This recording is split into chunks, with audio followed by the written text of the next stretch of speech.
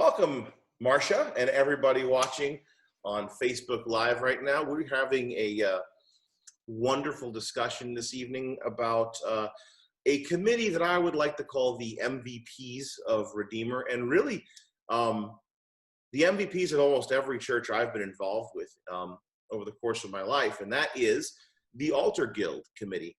And actually, the Redeemer's Altar Guild is larger and more in charger than any of the altar guilds that I've ever seen in the past. It's an incredibly well run, well done, and ministry of love that many people take a part in. And actually, Marsha and I were talking just a little bit before we went live here, and I have a question that I forgot to mention to you, but I want you to talk a little bit, if you can, and I think you can, about the legacy of the Altar Guild.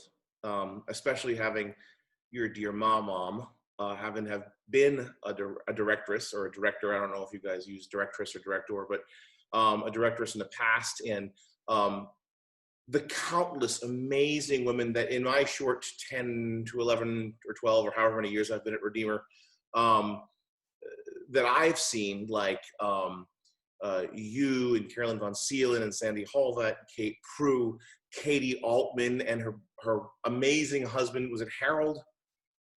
Harvey. And Harvey. And yes. They were, and all the work they did, Imogene Brower. Who else? Name some more of the legacy people. Oh my gosh. My earliest memories at Redeemer, I'm a lifer, so having been at Redeemer my entire life, some of my earliest memories are my mother and Marianne Bloodworth serving on Altar Guild. Summers were not, every weekday in the summer, not every weekday, but once a week, I would go down with Mom and we would go to the weekday service and serve with Mrs. Bloodworth. And there are countless men and women, mostly women, but men too, who have served this church through this ministry, these varied ministries. And it's just amazing to be a part of that. And I would never have said yes had it not been for Fred Robinson asking me at a very weak moment after a Sunday service and bringing up the legacy of my mother, saying, I think she would be very proud to have you as a director of Altar Guild as well. So I would have never said yes had he not invoked that, but he did. Well, she was and she is. Yes. Amen. So Father Wilson described the Altar Guild in a really cool way once. He said they're the set designers. Well, especially during COVID, things really changed. We had a very patterned way of doing things through just the altar service aspect of Altar Guild. In every committee, but especially altar service, there was a very prescribed method to doing everything. And COVID came, and all of our lives changed, and all of Redeemer changed, and we had to make some huge adaptations to that, and even to how we're doing daily service and weekend services at Redeemer, streamlining things. And you all have been tremendous in helping with that effort, and it's been great and well received by those who've worked the Streamline Committee or the Streamline process. But we went into COVID with Lent. Everything shrouded, everything put away, and then suddenly we were on camera doing Holy Week and having to do all of those filming with all of that. And then it was Easter, and then the church was to be in full Easter mode. So we had to do all of those little bits of set design behind the scene, and we do that anyway, which is kind of the magic of Redeemer. You leave on Monday, Thursday, and you come back, and it just, the changeover happens behind the scenes always. We had mentioned this a little bit, but before we get into some of that stuff for Holy Week and stuff, I do want to talk about that. For those who are watching right now who haven't been able to get back to church yet, and we're up to every day we're doing a 10 o'clock mass, and we're having our Saturday night, Sunday morning, back to normal-ish services. We're getting there. Still have to register for 9/11. Tell me some of the big changes that you all have made to make sure that everything is safe while you're doing your duties on Sunday morning in the sacristy. What are the things the altar guild's doing to safeguard our congregation? Immediately when you walk in the sacristy, the protocol: wash your hands, don a mask, put on gloves. Mm-hmm. And so we begin our work in a safe situation, as safe as possible. Mm-hmm. The sacrament is not touched without gloved hands until you all, administer Mm-hmm. the hosts. But from the altar guild's perspective, everything is very, very controlled in that environment as far as everyone's health is concerned. And then after the service, everything is taken back into the sacristy again, masked, gloved, everything's sterilized, and always has been. Mm-hmm. There's a boiling hot water tap that everything is sterilized completely before it's placed back on the credence table. Linens are all fresh. Everything is always fresh for each service. So that has always been, but a little more protocol with regard to keeping ourselves from spreading any germs. And then after every single use in the sacristy, the Clorox wipe is used on every countertop, handle, etc. So yeah, and let me tell you, I'm glad you're back, because we had to do some of our own altar guild work a little bit while we were filming, and I burnt myself several times in that hot water. It's really hot. It's really hot, and yes, you all did a good job. You all as good as we could. As good as we could. No, So, you were fantastic. I think one of the things the altar guild does that's amazing is we go from the season after Epiphany to Lent. And so you go from normal to veiled church, and from veiled church to Palm Sunday, and from Palm Sunday to Holy Week, and from Holy Week, Good Friday to Easter. And the transformation of the church from veiled to Palm Sunday to unveiled, glorious, is dramatic. The only way to describe it is dramatic. There's true drama just in the setup. The altar guild does that. Yeah. And so I picture altar guild, and I picture a sweet little old lady with silver hair and beautiful jewelry on. She's in the back, and she's folding and pressing linens. And Marsha, how do those little old ladies get up on ladders and cover? How many committees does the altar guild really have? Okay. First off, I am not a little old lady. I have to do something about that on a monthly basis. But no, the altar, it is a host of volunteers who come down to make that magic happen. And it's done very purposefully and very dutifully, but with so much love. And that's what's so incredible. But the various committees, we have to have every committee of the altar guild involved to make those transformations happen. So to your question, there's a brass committee within altar guild, candles. At any given time on a high holy day at Redeemer, there are over 80 candles burning. That's a lot. It doesn't seem like it's a big deal, but it is when they're burnt down and you have to repair and replace.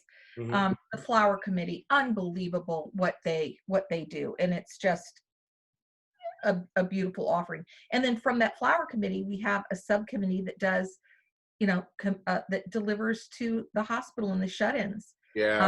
So the flowers go from the high altar to small vases, and those are distributed. So the love continues. And I'll tell you, that really means a lot to a lot of people. Melissa Dunlap delivered flowers to a man who was in the rehab wing of SMH after he had I think he had his foot amputated, and I came in to bring him communion, and he said, you're the second person from Redeemer to come visit today. I said, oh yeah. He said, a beautiful young blonde woman came in and brought me flowers. Yes. I said, Yeah. "Oh, really? Was that Melissa Dunlap?" And he said, "Yes, it was Melissa." Yeah. I said, Yeah. wow, that's so nice of you to say. So it means so much to get those flowers. Oh, it does. When I had a period of time where I was hospitalized several times during the course of a short period. And I tell you, nothing meant more to me than to receive those flowers that had been on that altar or near that altar that And yeah, just beautified and it's my all room after it beautified the church. it's the So, truth, and it's also really important because we always leave a card saying it's from Redeemer. Because right. I had one parishioner who came in and he was almost in a lot of trouble because he received flowers, and she said, "Who's bringing you flowers?" And then she saw that it was from Redeemer, and she went, "Oh, okay." Here. But yeah, I mean, that's just another wonderful outreach. But there's a sewing committee. We need people on the sewing committee desperately. The silver has to be polished, and there are people who are on that committee. Then the service committee, the altar service committee is, that's what you're referring to, Chris, when you say the sweet little ladies. Those are the people that are seen by most folks, but that's yet another committee within this whole working cog, just a cog in the wheel. We have, you know, wonderful Elaine Hedrick, who does all the ironing of the linens. And another, there's someone within our Spanish Mass who does the large linens. That's just wonderful, and put on spools so that we can put the high altar linens on, etc. The vestments have to be cared for on a constant basis. And then, within also all of that aspect, with the magic that you're talking about happens in the transformation, there's a host of men at Redeemer. We lovingly refer to them as the St. Anthony's Guild, but they come in headed by Chuck Miller, and they come in and they make sure you have to move the altar, literally pick up and move the altar to I've been roll there. up the rug. I know. Yeah. But to roll up the rug to get that put away for the 40 days of Lent. So if those guys weren't there, and they bring in the scaffolding to hang, to shroud all of the crosses and the paintings, and it's a system, but we've got it down. Chuck and that crew have got that process down so pat. And it's just, again, it's this wonderful synergy that works within all of the committees. So yeah, everything from wood to sewing to dusting to polishing to lighting things on fire, we've got it at Redeemer within the Altar Guild. That's great. So all you pyros out there, the Altar Guild's the place to be. That's right.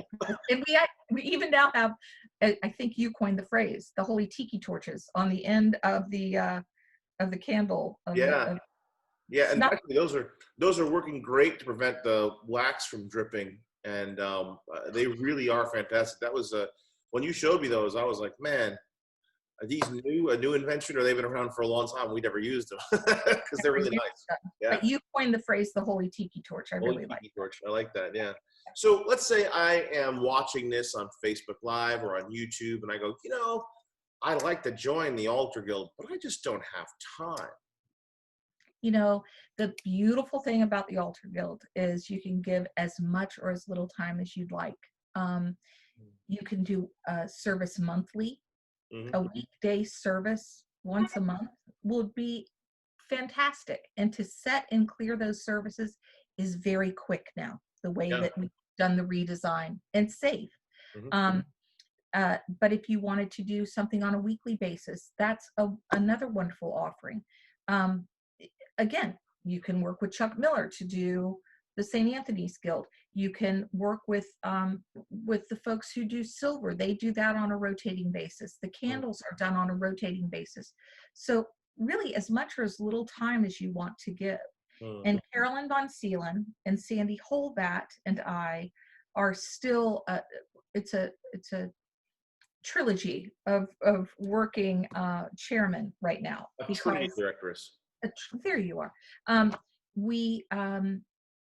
When we lost Gail Maynard, we made a commitment to Father Robinson that we would step in along with Kate Prue, and we stepped in to serve as co-directresses. We had all been directresses prior to Gail's death, so we all knew what needed to be done. And Kate was with us for a period of time, and then Carolyn and Sandy and I decided that we would stay on through Father Fred's retirement and until a new rector came to Redeemer, So just to kind of. can I call you the Marsha, the Von Seelen, and the Holy Hovat? Sure. If you, whatever you'd like to call us, Chris, you're going to call us that anyway. So I might, yeah. I just thought of that.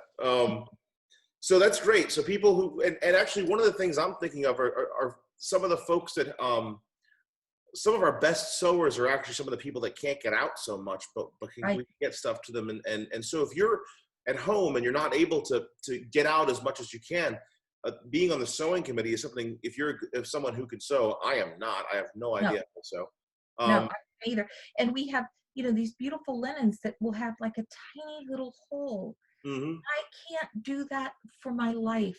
But if there's someone who felt like they could darn a little hole in a linen so that we might be able to use that a little bit longer, please don't hesitate to call any of the three of us or the church office, and they can direct you to us. 100%. Yeah, I remember we wear something called an amice, and most people don't ever see us in an amice. You guys get to all the time, but when you're putting the amice on, your cable so you can wear it.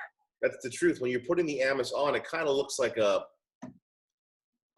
little hoodie, like Miss Mary Poffit, or I can't remember who she called, the one who sat in the tuffet eating her courage away. Miss Mary Tuffet? Mm-hmm. No, yeah, you caught me. I can't remember it. Whatever it was. You look silly in it, right? But what it's actually there for is to protect the stole.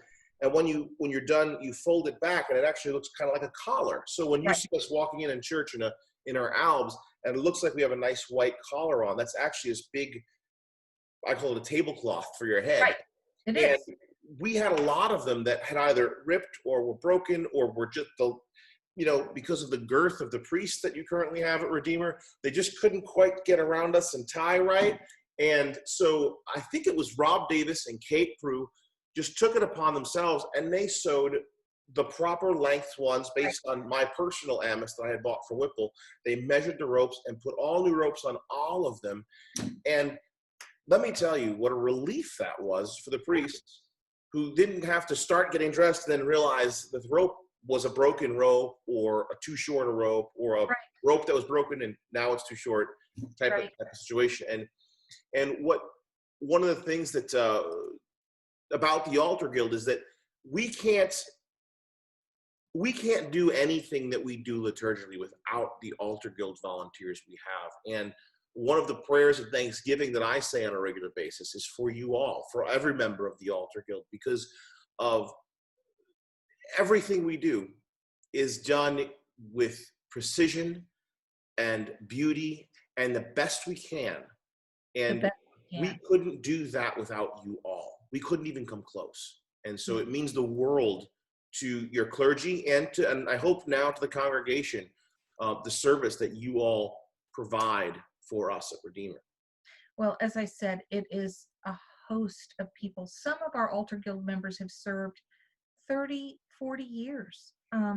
We have a crew of ladies after the 11 o'clock service who they're in their 80s and 90s, and they do this on a very regular basis with grateful hearts to be able to serve in this capacity. It's, to prepare the altar, to prepare the sacrament for the priest to be able to then administer to the congregation. There's something so rewarding and so fulfilling about being able to do that, to be able to prepare the altar for a funeral, to be able to prepare the altar for a wedding.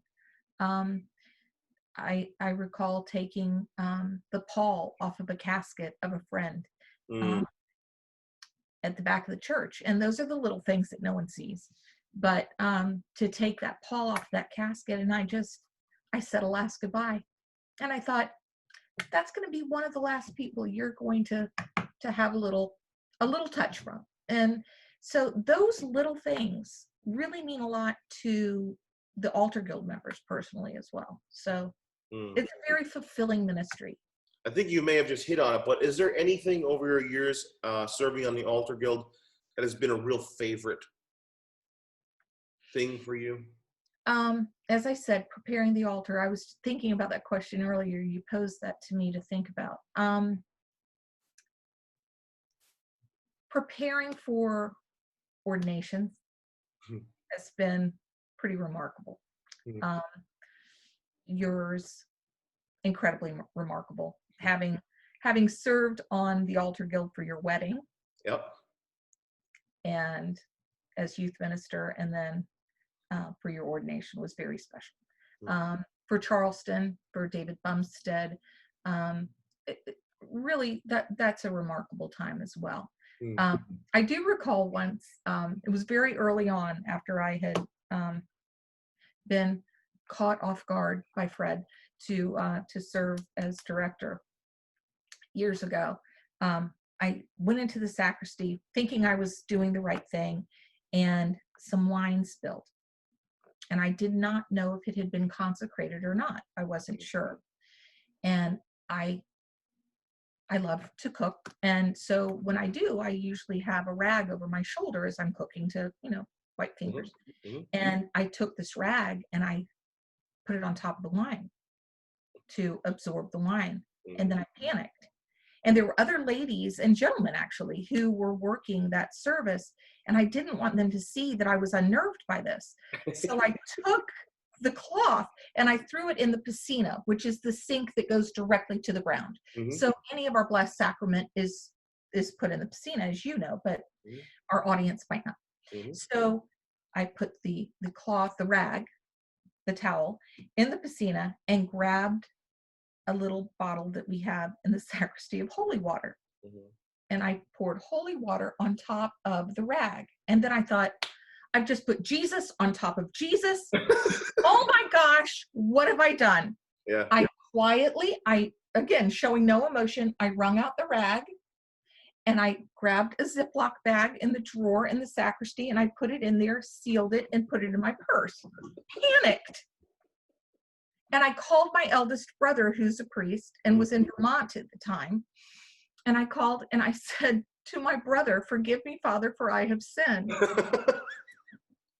He said, "What have you done now?" I said, and I told him the whole story. And I'm driving home frantically crying. And I said, "I just don't know what to do." And he said, "Go take the rag, go into your backyard, grab the garden hose." And I said, "What?" He said, "Hose out everything that you can." Mm-hmm. I said, "All right." And he said, "Then I want you to wring out the rag and I want you to put it in the washing machine and let Maytag do the rest." Yep. And I said, "It's as simple as that. I didn't commit an ungodly sin that, He said, "Marsha, honey, we've made all of this up. For the most part, we just need to do, as you said, the best that we can." And that's all we're called to do. All for God and with good intentions. Absolutely. So that was my first bit of an experience in the sacristy, serving on altar guild, but I learned a very good lesson that we just have to do the best we can for God. Yeah. And those all situations. right. Last question. Tell us something that the altar guild does that no one knows about.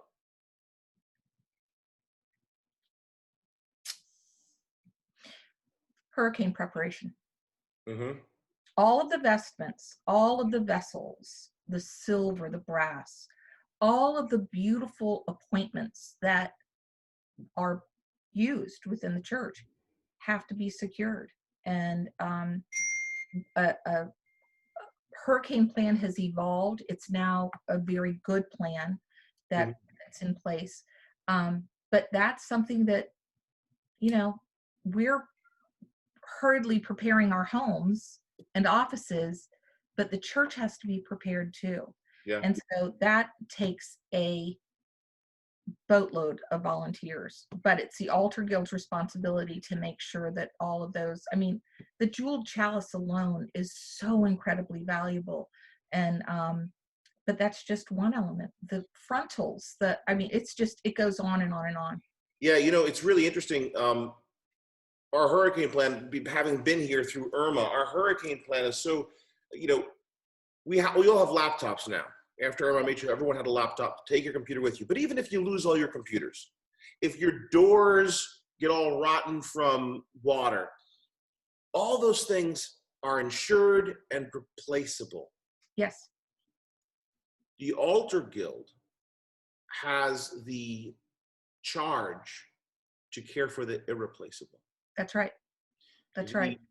The stuff that has so much value, you cannot put a number on the value. Correct. It has. And so that is an enormous responsibility. And I think it is something that people didn't realize, the amount of work. I didn't realize it until I was part of it. The amount of work that went into securing all those things, putting them all in a place where they're not going to be damaged, destroyed, if it's a worst case scenario kind of thing. And the care that was taken to do that was incredible. Yes. And it again, it was an evolution. We did not really have a great hurricane plan with regard to those things. And like everything else at church, it's evolved. And it evolved into a good plan. So yeah, that's something. The other thing that I think is remarkable that the Altar Guild does, and it's just there are a handful of people who do it, but to me, it's one of those magic moments at Redeemer. Maundy Thursday, as everything goes from, you know, beautiful in the church to having everything stripped away. It's the Altar Guild behind the scenes, taking every vestment, taking the frontals, taking the candles, taking everything that adorns Redeemer's building and adorns Redeemer's people who are up front. The Altar Guild is back there taking all of those things away, and then spends an inordinate amount of time putting all of that away. But you know, down to the kneelers, everything's removed, and so that's a little bit of magic that happens, but it's the Altar Guild that's back there doing it. Yeah, that's, you know, it's incredible to watch. I've been on both sides of that. I've been on the layperson's side of that as youth minister, usually helping out the thoroughfare to make sure the alarms don't go off. But that may have happened once with me anyway. And doing all that sort of thing. But watching the Altar Guild in action, you know, we're taking everything out of the church, and everyone can kind of see that with the lights off. But, you know, you leave with this giant candle, and those usually we have to carry all the way back. But everything else, like you have this, you just pass it. There's a line of people that are passing things down. And, you know, it's like watching, you know, worker bees or ants. You know, it's like an act of nature. Exactly. It's that. And that evolved too. Yeah. That has evolved too. Gussie Hafner and I spent a good deal of time putting a plan together for that. But yeah, it's remarkable the way that happens. So and beautiful. It's really beautiful the way that happens too. So for all of you out there who are interested in working with the Marsha, the Von Seelen, and the Holy Hovat, and being on Altar Guild, call us, text me, email me, call the church, let us know that you're interested, and let us know what you want to do. Do you want to sew? Do you want to work with Chuck? Do you want to do, I know Nick Nichols loves to work on brass. Loves the power track. Tremendous. Oh my gosh. And he's joined Altar Service as well. He's doing, he's sharing Thursdays. And you know, there's few things that give Nick more pleasure than the Altar Guild work he does, and he used to play in the NFL. So think about that. Anybody can do this. If I can do it, anybody can do this. That's the truth. Well, I want to thank you, Marsha, for being with us. I almost called you Martha because of my little Martha. I want to thank you for being with me today and with all of us here on Facebook, and to say God bless you and all our Altar Guild, and thank you. Thank you, and thank you to all of the Altar Guild, and we look forward to having more volunteers. Amen. God bless you all. Have a great night. Good night.